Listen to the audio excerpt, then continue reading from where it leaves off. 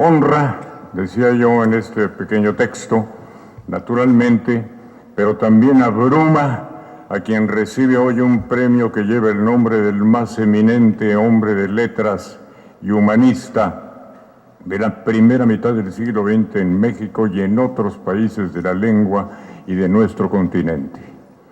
A la sombra de la obra inmensa de Reyes hemos vivido y nos hemos alimentado desde la juventud en que comenzamos la aventura de surcar su prosa insuperable sin advertir aún entonces las verdaderas proporciones de su trabajo, que era ya, al final de los años 1940, inconmensurable.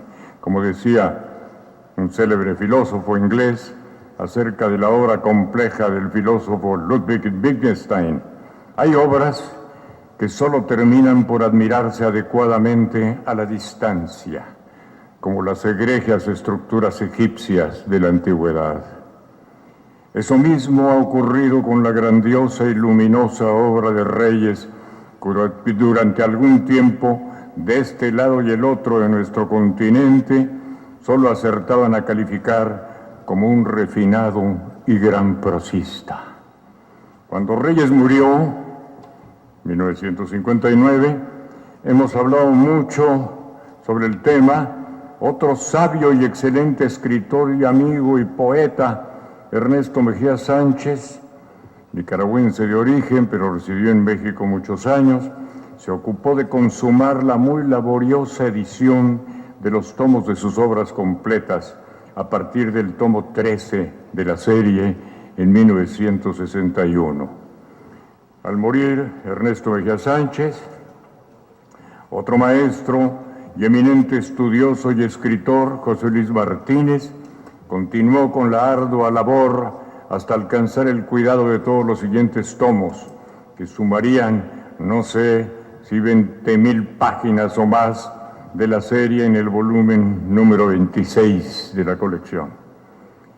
Ambos heroicos maestros recibieron con justicia este galardón en 1976 y 1978, pero desde luego me abruma asimismo advertir que han recibido este galardón tantos colosos de la literatura, la poesía y el pensamiento de distintas lenguas que solo formaban parte en mi juventud, en mi juvenil imaginario, entre mis modelos y potencias creadoras con las que nunca soñé hombrearme, así fuera en mi avanzada edad, en una generosa ceremonia como la presente. Borges, André Malraux, Carpentier, Jorge Guillén y otros muchos, incluidos, se han mencionado aquí, nuestros grandes literatos y sabios, Octavio Paz, Rubén Bonifaz Nuño, Alicho Macero, Juan José Arreola, hermanos mayores y maestros, Ramón Chirao, Miguel León Portilla y otros más,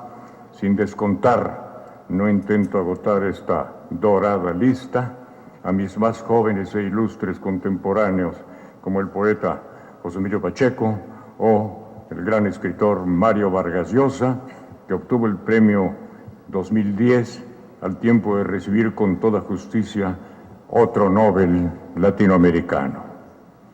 Mar sin término, llamé a la obra de Reyes en años más recientes, cuando al recordar alguna conversación con José Luis Martínez, precisamente, le pregunté cuántos volúmenes faltaban por editarse en la serie, aparte de los tomos autorizados personalmente por el escritor. Quedan pendientes, me dijo José Luis, la edición del copioso diario de don Alfonso, igual que rescate de los numerosos epistolarios y muchos informes diplomáticos que restan por explorar. Ya había editado el maestro Martínez, en 1986, el magistral epistolario entre Reyes y Enrique Sureña, de modo que el mar sin término de la obra de Reyes lo es de verdad. Decíamos y decimos ahora, y en ese saludable, brillante, sorprendente océano continuamos por fortuna navegando.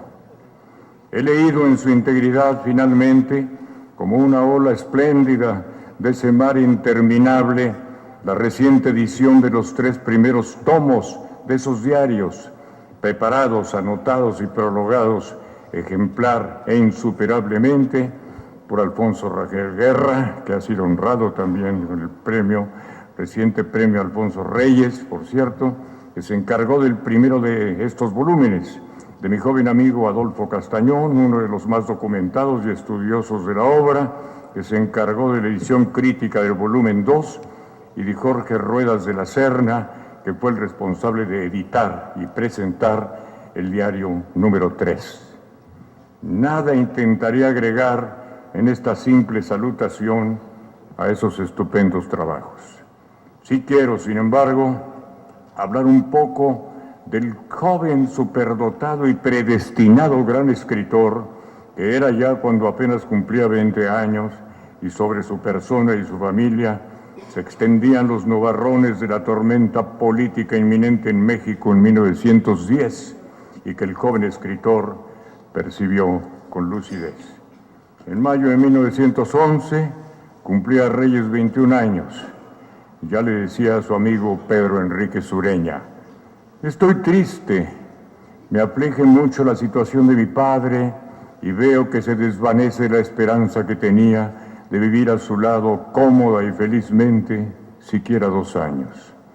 No sé ya lo que será de nosotros. Me parece que voy a tener que perder mucho tiempo de mi vida en resolver cosas inferiores. Quisiera irme de México para siempre. Aquí corro el riesgo de hacer lo que no debe ser el objeto de mi vida.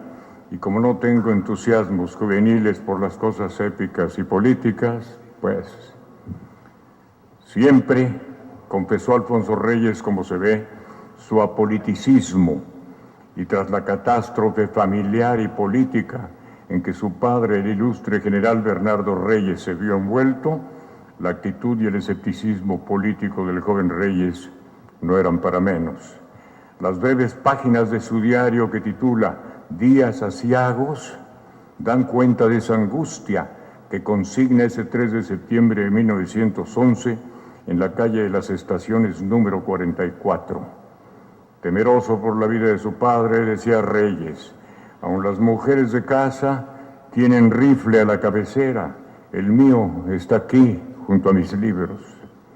Pero en febrero de 1913, como se sabe, al ocurrir la traición del nefasto, así le llamó a Victoriano Huerta Alfonso Reyes, la catástrofe política y familiar que todos conocen se vuelve mucho mayor. El general Reyes, gran militar, hombre ilustrado y honesto, que se subleva en el 1912 y es derrotado y aprendido, se mantiene leal a sus ideas liberales y antirrevolucionarias. No contaré a ustedes esos incidentes muy bien conocidos.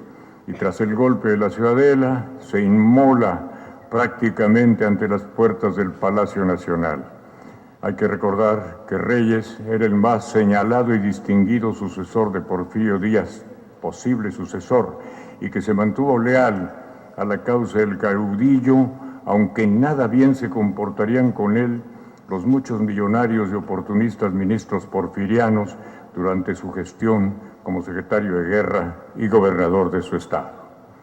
Así empezó el exilio voluntario del joven sabio Alfonso Reyes, que prefiere seguir un largo camino de ejercicio diplomático y, con el disgusto de Victoriano Huerta, rechaza el ofrecimiento que el nefasto le hace en 1914 para nombrarlo secretario particular.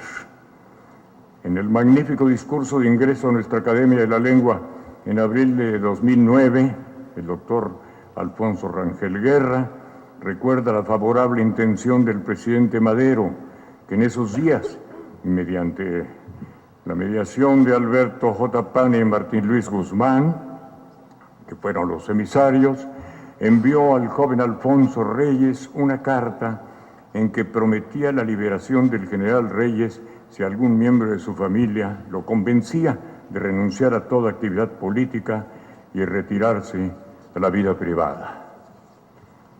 Alfonso respondió también lo saben ustedes, que no era el familiar indicado para convencer de esa decisión a su padre. La carta se publicó muy posteriormente a los acontecimientos políticos. Su padre ya lo había reprendido al objetar alguna de sus posturas políticas y afirmó que el general tenía en el asunto convicciones inamovibles. Esto ocurrió unos días antes de la revuelta que el nefasto Victoriano Huerta capitaneó con los trágicos resultados que conocemos. Tampoco sabía Alfonso que su padre emprendería en ese momento la aventura que lo llevó a inmolarse ante el Palacio Nacional. «Padre, le van a matar», le dijo frente a las tropas su hijo Rodolfo, que era su subalterno y seguidor. Y Bernardo Reyes contestó: «Sí, pero no por la espalda». Incidente que Alfonso Reyes recuerda en su magistral, también dolida, Oración del 9 de febrero, una obra maestra literariamente e históricamente hablando. Hay que leer esos impresionantes diarios del periplo diplomático de Reyes, doloroso y brillante, que van de la vieja Europa a nuestro continente. Su obra es perfecta y única, y su capacidad auténticamente titánica de lector y de escritor tiene escasos paralelos. Llegó a decir que la seducción del ejercicio prosístico lo distanciaba del ejercicio absoluto de la poesía.